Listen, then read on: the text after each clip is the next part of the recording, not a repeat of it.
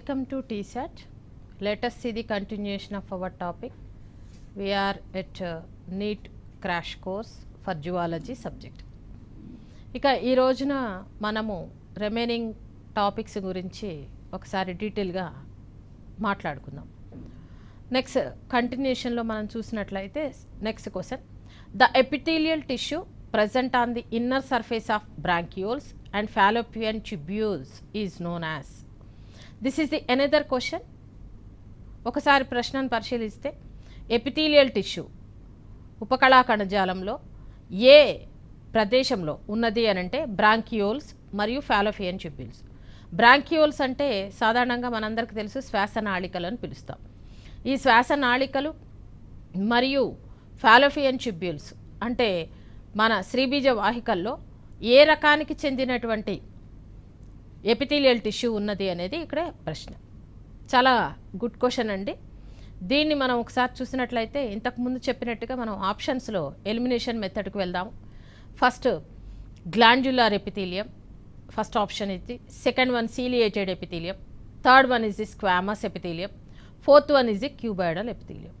తెలుగులో చూస్తే మొదటిది గ్రంథియుత ఉపకళ, శైలికామయ ఉపకళ, అలాగే స్క్వామస్ అంటే స్థరిత ఉపకళ, నాలుగవది ఘనాకార ఉపకళ.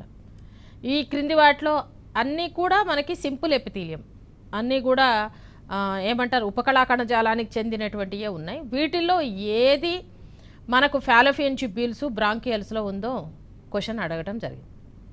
మనందరికీ తెలుసు ఫాలోపియన్ ట్యూబ్యూల్స్ అండ్ బ్రాంకియోల్స్ అనేటటువంటివి లోపల కొంతవరకు ఫాలోపియన్ ట్యూబ్యూల్స్ లోపల శ్రీబీజ వాహికల్లో అండము యొక్క కదలికలకు ఉపయోగపడేటటువంటి కణజాలం ఉంటుంది. అలాగే బ్రాంకియోల్స్ శ్వాసనాళికల్లో ఆక్సిజను కార్బన్ డయాక్సైడ్ యొక్క కదలిక జరగడానికి ఉపయోగపడే కణజాలం.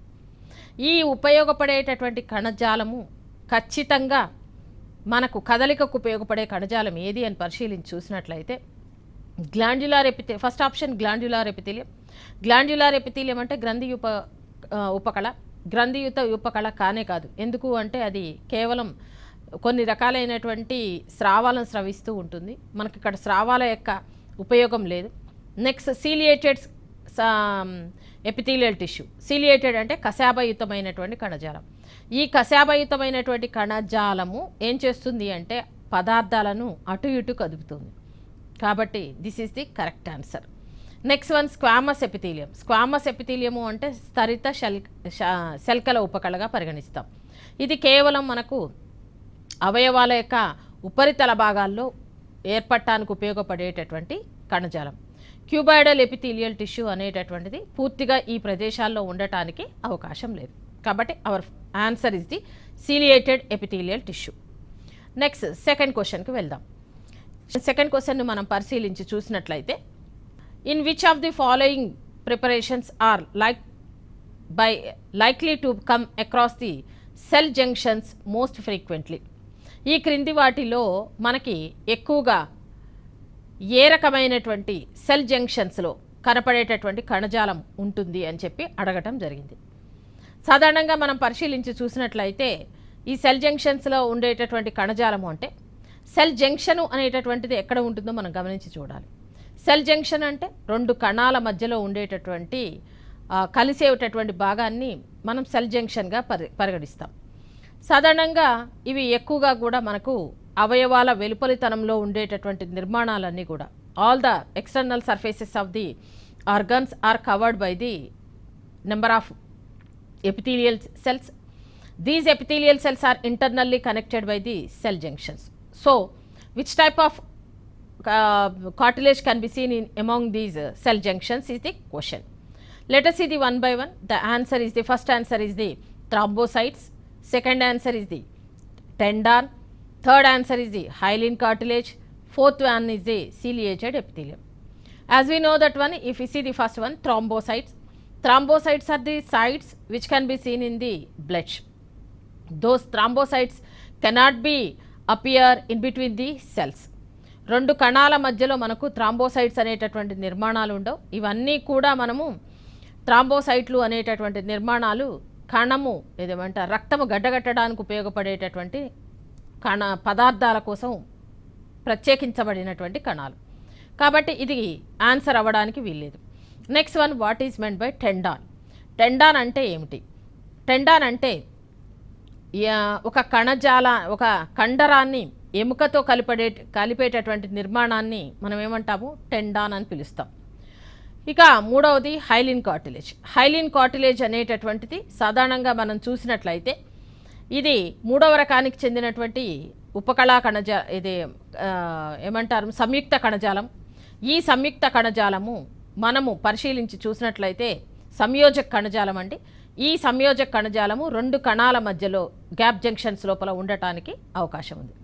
4th one is the ciliated epithelium. Ciliated epithelium actually it is present inside of the cavities of the organs and organ cells. So our answer is the hyaline cartilage.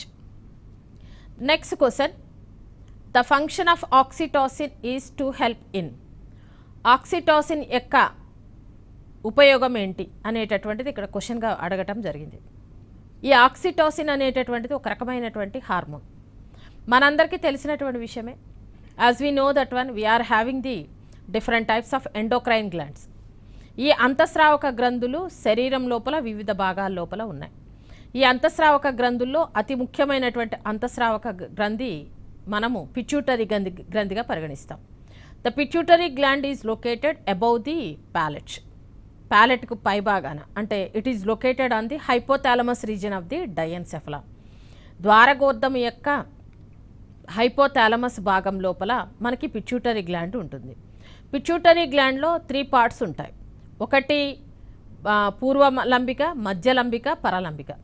పూర్వలంబిక అంటే 4 లోబ్ని మనం ఏమని పిలుస్తామంటే ఎడినోహైపోఫైసిస్ అని పిలుస్తాం. మధ్యలంబిక, పరలంబికని కలిపి న్యూరోహైపోఫైసిస్ అని పిలుస్తాం.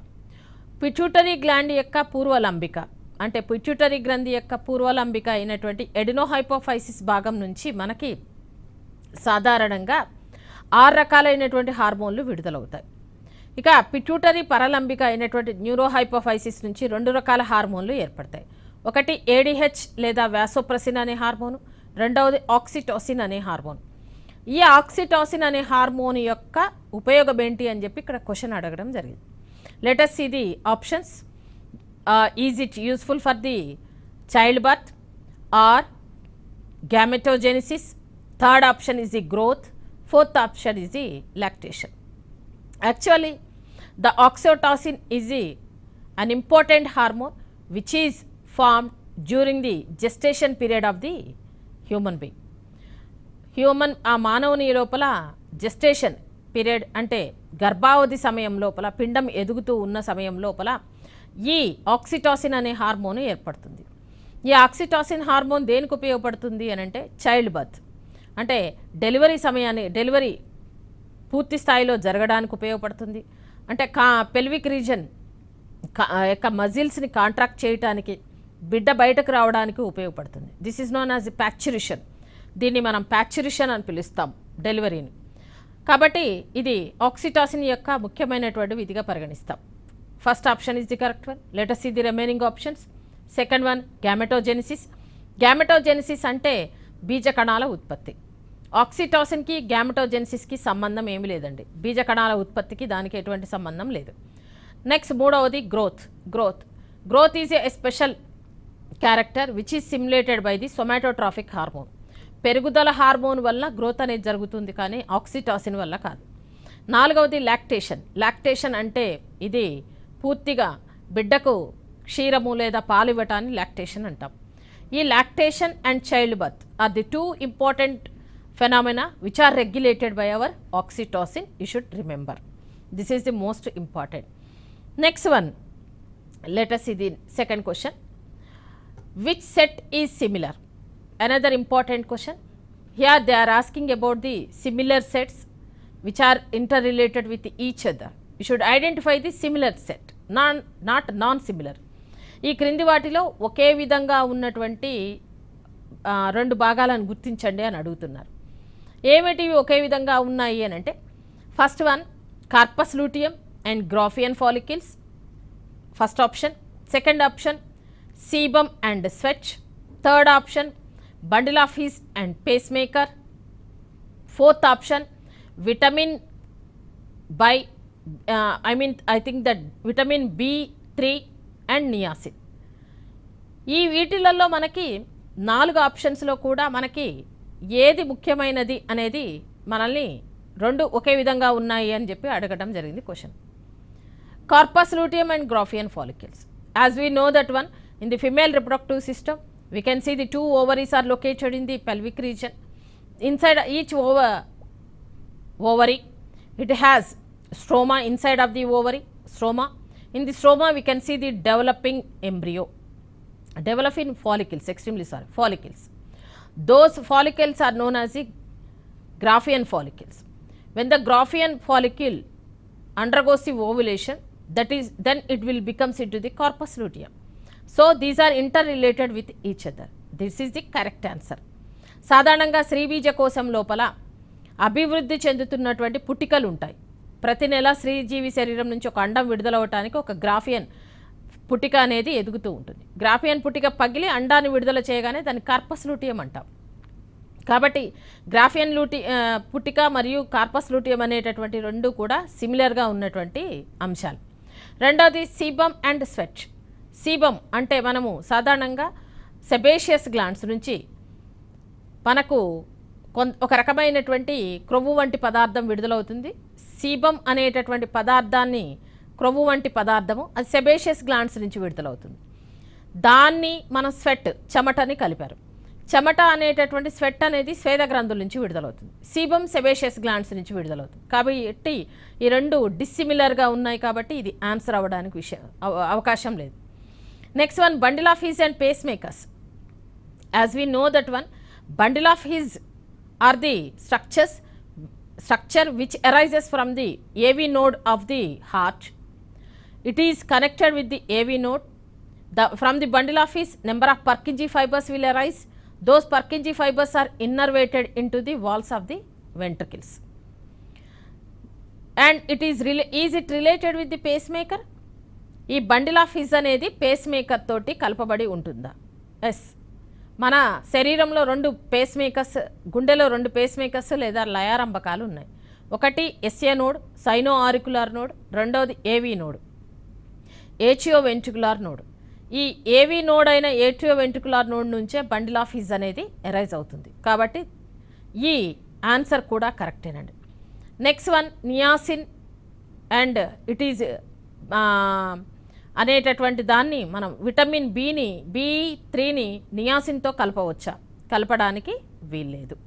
So it is not A answer for this question. The answer is the A and C. Next, let us see the next one.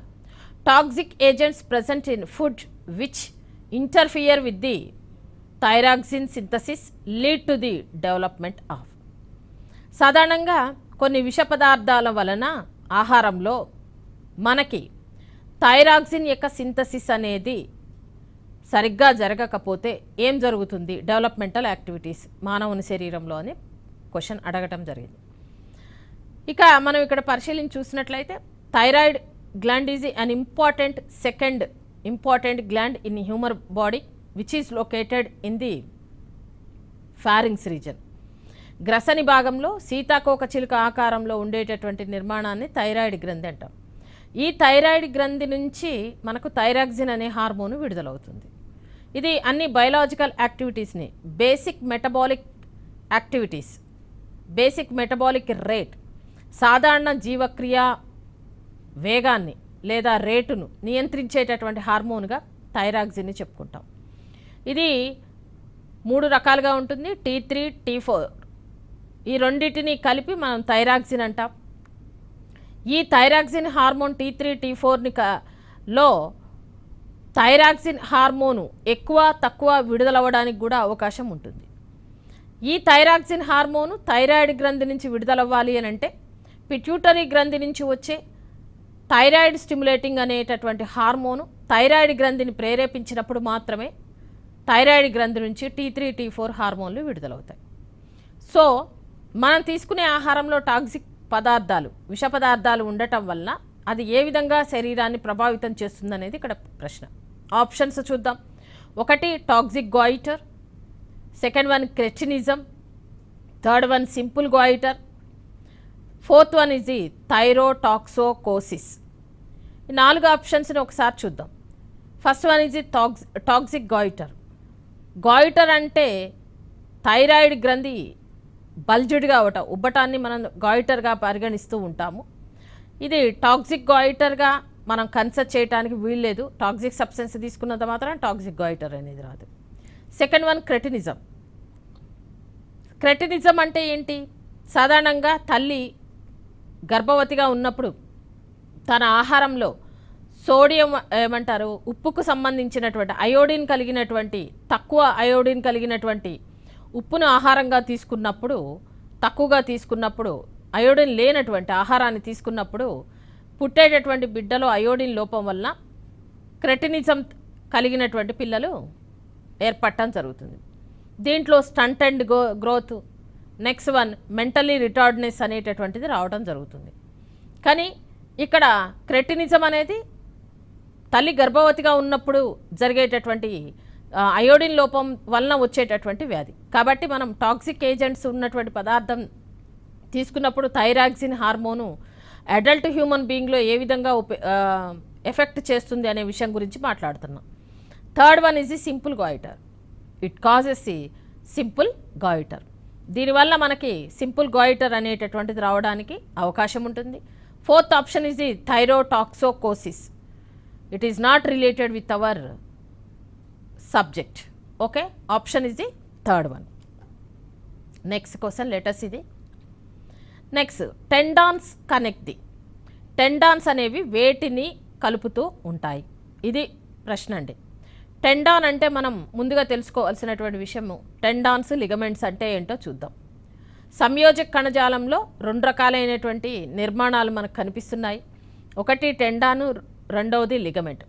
Tendon అంటే కండరాలను ఎముకకు అతికించేదాన్ని టెండాన్ అని పిలుస్తాము.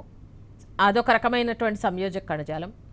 లిగమెంట్ అంటే ఎముకను ఎముకతో అతికించేటటువంటి సంయోజక కణజాలాన్ని లిగమెంట్ అని పిలవడం జరుగుతుంది. ఇక్కడ మనము ఆప్షన్స్ని పరిశీలించి చూద్దాం. A is the cartilages with cartilages, B is the cartilages with bones, C the bones with other bones, D is the skeletal muscles with bones. First option cartilage with cartilage. మృదులాస్థిని మృదులాస్థితో కలిపేది టెండానా? కాదు.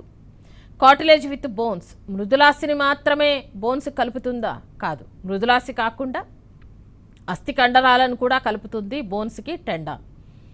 Next C bones with other bones. ఒక ఎముకను మరొక ఎముకను కలిపేటటువంటి కణజాలంని మనము ఏమని పిలుస్తాము? లిగమెంట్ అని పిలుస్తాం తప్ప టెండాన్ అని పిలవం. Last option is the skeletal muscles with bones. This is the correct answer. అస్థి కణజాలాన్ని, కండరాలను ఎముకకు కలిపేటటువంటి నిర్మాణాలనే మనం ఏమంటున్నాము? టెండాన్స్ అని పిలుస్తున్నాం. Let us see the next one. Which one of the following hormone is not involved in sugar metabolism? Another important question and very interesting question. ఈ క్రింది వాటిలో ఏ హార్మోను షుగర్ మెటబాలిజం తోటి కనెక్ట్ అయి లేదండి? ఏది మనకు షుగర్ మెటబాలిజం అంటే గ్లూకోజ్ను గ్లైకోజన్గా లేదా గ్లైకోజన్ గ్లూకోజ్గా మార్చేటటువంటి హార్మోన్లు మనము షుగర్ మెటబాలిజంగా కన్సిడర్ చేస్తాం. ఈ క్రింది వాటిలో ఏది ఆ విధంగా ఉపయోగపడటం లేదు అనేటటువంటిది ప్రశ్న అడగటం జరిగింది. First one is the insulin, second one glucagon, third one is the cortisone, fourth one is the aldosterone. Let us see the one by one. First one is the insulin. Insulin అనేటటువంటి hormone మనందరికీ తెలుసు, శరీరంలో అధికంగా ఉన్న గ్లూకోజ్ను గ్లైకోజన్గా మారుస్తుంది. Second one, it is also related with our, what is that one? Sugar metabolism. Second one, glucagon. Glucagon hormone is the another hormone which increases the sugar, which converts the glycogen into glucose. గ్లైకోజన్ను గ్లూకోజ్గా మార్చేటటువంటి hormone మనం ఏమంటున్నాము? Glucagon hormone అని పిలుస్తున్నాం. మరి ఇది sugar మెటబాలిజంతో రిలేటెడ్గా ఉందా? ఉందండి. Next one cortisone.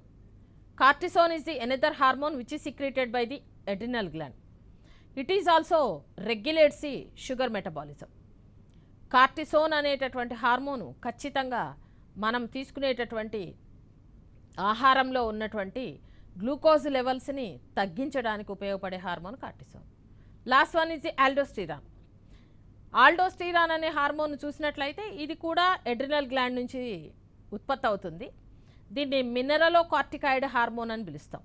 మినరలో కార్టికాయిడ్ అంటే మన శరీరంలో లవణాల యొక్క సమతాస్థితిని రక్షించేది. అంటే ఇది ఏ విధంగానూ కూడా షుగర్ మెటబాలిజం తోటి కనెక్ట్ అయ్యి లేదు. కాబట్టి answer is the aldosterone. Next one, another one. Which of the following pairs of hormones are not antagonistic, means having the opposite effect to each other? ఒకదానికొకటి వ్యతిరేకమైనటువంటి ప్రభావాన్ని కలిగి ఉండలేదు. Good question. ఇంతకుముందేమో సిమిలర్గా ఉన్నాయి చూసాము, ఇప్పుడు ఏమంటున్నాడు? సిమిలర్గా ఉండనివి అంటే డిస్సిమిలర్గా ఉన్నటువంటి హార్మోన్స్ గురించి మాట్లాడండి అని చెప్తున్నాడు. First one, let us see the options. Aldosterone, ఏచిఎల్ నాట్రియూరైటిక్ ఫ్యాక్టర్. ఆల్డోస్టిరాన్ అనే హార్మోను శరీరంలో లవణాల యొక్క సమతాస్థితిని గురించి ఉపయోగపడుతుంది. ఆల్డోస్టిరాన్ అనే హార్మోను లవణాల యొక్క మినరలోకార్టికాయిడ్ అంటాం. ఇది లవణాలను యొక్క ద్రావణాల యొక్క లవణీయతను తీసుకునేటటువంటి ఆహార పదార్థాలు, శరీరంలో ఉన్నటువంటి జీవక్రియలో జరిగేటటువంటి సోడియం క్లోరైడ్ యొక్క లవణాల యొక్క సమతాస్థితికి ఉపయోగపడుతుంది. ఇది పెంచడానికి ఉపయోగపడుతుంది. ఏచిఎల్ నాట్రియూరైటిక్ ఫ్యాక్టర్ ఏం చేస్తుంది అంటే తగ్గించడానికి ఉపయోగపడుతుంది.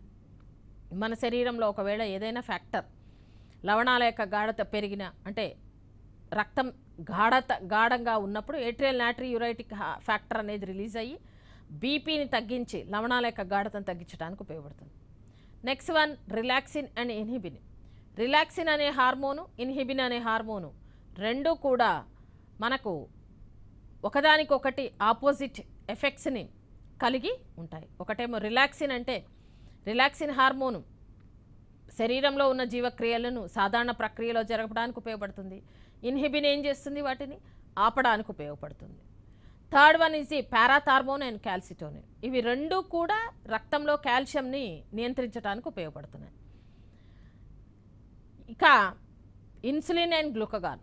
ఇన్సులిన్ గ్లూకగాన్ చూసినట్లయితే ఇన్సులిన్ రక్తంలో గ్లూకోజ్ స్థాయిని పెంచుతుంది, గ్లూకోజ్ని గ్లైకోజన్గా మార్చదు. గ్లూకగాన్ ఏం చేస్తుంది? గ్లైకోజన్ను గ్లూకోజ్గా మారుస్తుంది. అంటే రెండు ఒకదానికొకటి వ్యతిరేకమైనటువంటి ఏమంటారు లక్షణాలు కలిగి ఉంది. ఈ విధంగా మనకి ఒకదానికొకటి వ్యతిరేకంగా లేనటువంటి లక్షణాలు కలిగి ఉన్నటువంటి ఆప్షన్ ఏంటి అంటే second one, relaxin and inhibin రెండు కూడా సిమిలర్గా పనిచేస్తూ ఉన్నాయి. Correct answer is this second option. Next one, the posterior pituitary gland is not a true endocrine gland because posterior pituitary gland, pituitary గ్రంథి యొక్క పరలంబిక, it is not a true endocrine gland. ఎందుకు? ఇది పూర్తి స్థాయిలో ఎండోక్రైన్ గ్లాండ్ కాదు అని చెప్పి మనల్ని ఇక్కడ ప్రశ్నిస్తున్నారు. ఎందుకు అనేటటువంటి విషయాన్ని గురించి మనం ఆలోచించాల్సినటువంటి అవసరం ఉంది. ఒకసారి ఆప్షన్స్ చూద్దాం. It is provided with a duct, it only stores and releases hormone, it is under the regulation of hypothalamus, it secretes the enzymes.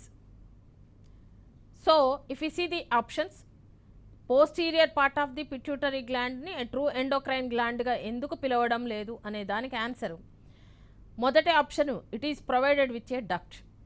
Duct ఉన్నంత మాత్రాన ఎండోక్రైన్ గ్లాండ్ కాదా అని ఇక్కడ ప్రశ్నిస్తున్నారు. అంటే అది ఏం లేదు.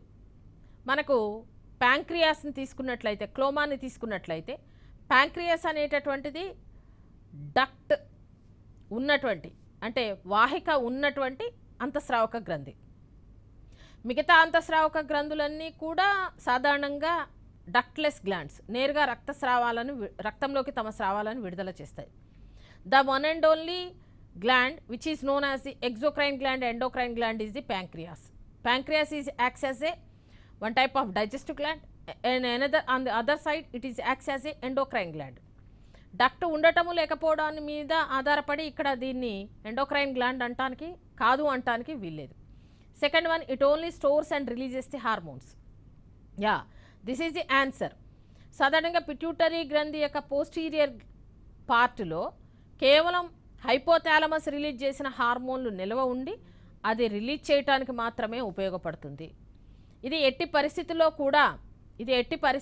కూడా హార్మోన్స్ అన్నిటినీ ఉత్పత్తి చేయడానికి ఎక్కడా ఉపయోగపడటం లేదు. కాబట్టి so it is considered as a only posterior part is considered as a, it is not A real endocrine gland. It is under the regulation of hypothalamus.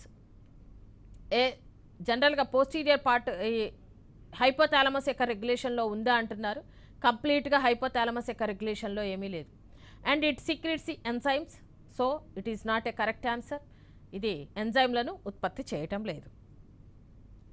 Next one, name the peptide hormone which acts mainly on hepatocytes, adipocytes, enhances cellular glucose uptake and utilisation.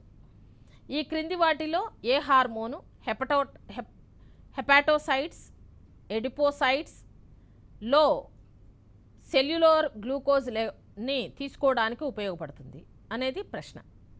దాన్ని ఉపయోగించుకోవడానికి ఉపయోగపడేటటువంటి hormone ఈ క్రింది పదార్థం ఏది, ఏ peptide hormone ఉపయోగపడుతుంది అంటే hepatocytes, ఎడిపోసైట్స్ అనేటటువంటి వాటికి బాగా ఉపయోగపడే హార్మోన్ ఏది అని అడుగుతున్నారు. చాలా బాగుంది ఈ క్వశ్చన్. ఇది చాలా వరకు ఆలోచించాల్సినటువంటి విషయం ఉంది. ఆ యొక్క ఆప్షన్స్ని మనం చూద్దాం. First one insulin, glucagon, secretin and gastrin. ఇక్కడ మీరు క్వశ్చన్ని పరిశీలించి చూసినట్లయితే ఒక విషయం అర్థమవుతుంది. హెపాటోసైట్స్ అనేవి ఎక్కడ ఉంటాయండి ఆ కణాలు? హెపాటోసైట్స్ అనేటటువంటి కణాలు లివర్ లోపల ఉంటాయి. ఈ హెపాటోసైట్స్ లివర్ అనేది గ్లైకోజన్ను నిల్వ ఉంచేటటువంటి నిర్మాణం.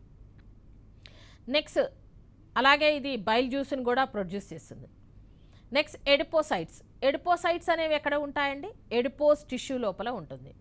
అంటే మన శరీరం లోపల కండరాలకు అతుక్కొని ఉండేటటువంటి కణజాలం అంతా, క్రొవ్వు కణజాలం అంతా ఎడిపోస్ కణాలతోటి ఏర్పడింది. మరి ఈ ఎడిపోస్ కణాలు అనేటటువంటివి లివర్లో ఉన్నటువంటి హెపాటోసైట్స్కి ఎక్కువగా అవసరమైన పదార్థం ఏంటండి? గ్లూకోజ్. ఇవి గ్లూకోజ్ను గ్లైకోజన్గా మార్చి నిల్వ ఉంచుతాయి హెపాటోసైట్స్ కానీ ఎడిపోసైట్స్ కానీ. కాబట్టి మరి వీటిలో ఈ క్రింది పదార్థంలో ఏది ఉపయోగపడుతుంది అంటే ముందు మనం క్వశ్చన్ బాగా అర్థం చేసుకుంటే ఆన్సర్ ఈజీగా ఉంటుంది. ఒకటి ఇన్సులిన్ అనేది ఎక్కువగా మనల్ని గ్లూకోజ్గానే ఉంచుతుంది. రెండవది గ్లూకగాన్, ఇది గ్లైకోజన్ను గ్లూకోజ్గా మారుస్తుంది. మూడవది సెక్రిటిన్ అనేటటువంటి హార్మోను లివర్ మీద పనిచేసి లివర్ నుంచి బైల్ జ్యూస్ విడుదలవ్వడానికి ఉపయోగపడుతుంది. గ్యాస్ట్రిన్ అనేటటువంటి హార్మోను గ్యాస్ట్రిక్ గ్లాండ్స్, జీర్ణాశయంలో ఉన్నటువంటి గ్యాస్ట్రిక్ గ్లాండ్స్ను కాంట్రాక్ట్ చేసి గ్యాస్ట్రిక్ జ్యూస్ రిలీజ్ అయ్యేటట్టు చేస్తుంది. అంటే సెక్రిటిన్, గ్యాస్ట్రిన్ అనేటటువంటివి, గ్లూకగాన్ అనే ఈ మూడు హార్మోన్లు కూడా హెపాటోసైట్స్తో కానీ ఎడిపోసైట్స్తో కానీ నేరుగా సంబంధాన్ని కలిగి లేవు. కాబట్టి ప్రతి కణము కూడా హెపాటోసైట్స్, ఎడిపోసైట్స్ పూర్తి స్థాయిలో గ్లూకోజ్ను వినియోగించుకోవాలి అని అంటే రక్తంలో కణంలో గ్లూకోజ్ ఎక్కువగా ఉండాలి. వాటికి ఉపయోగపడేటటువంటి పదార్థం హార్మోన్, పెప్టైడ్ హార్మోన్ ఏది అంటే insulin is the hormone which increases the glucose level in the human body and also it helps it is known as hyperglycaemic hormone. Glucose స్థాయిని పెంచుతుంది కాబట్టి దీన్ని హైపర్గ్లైసిమిక్ హార్మోన్ అని పిలవటం జరుగుతూ ఉంటుంది. Next question, Graves disease is caused due to. Graves వ్యాధి అనేటటువంటిది దేనివల్ల ఏర్పడుతుంది? ఇది కూడా చాలా గుడ్ క్వశ్చన్ అండి. ఇదంతా కూడా మనం ఆప్షన్స్ని చూసినట్లయితే చాలా వరకు కన్ఫ్యూజ్ అవ్వడానికి అవకాశం ఉంది. ఒకసారి ఆప్షన్స్ని చూడండి. Which situation can causes the Graves disease? It is related with the thyroid gland. Okay, let us see the answers. First option is the hyposecretion of the thyroid gland. Second option is the hypersecretion of the thyroid gland. Third option is the hyposecretion of adrenal gland. Fourth option is the hypersecretion of adrenal gland. As we know that one, it is related, Graves disease is the disease which is related with our thyroid gland. Thyroid గ్రంథితోటి సంబంధాన్ని కలిగి ఉంది Graves వ్యాధి. కాబట్టి మనకి adrenal gland తోటి సంబంధం లేదు. Hyposecretion of adrenal gland, hypersecretion of the adrenal gland. So C and D కాదండి. మరి ఫస్ట్ అండ్ సెకండ్ ఆప్షన్స్లో ఏదై ఉండొచ్చు? Hyposecretion of the thyroid gland causes the hypothyroidism. The hypothyroidism is also known as it is the one type of myxoedema or simple goiter. Next one, second option is the hypersecretion of the thyroid. Hypersecretion of the thyroid causes the Graves' disease. This is the answer for the second option. So we will conclude this one. We will continue in our next class.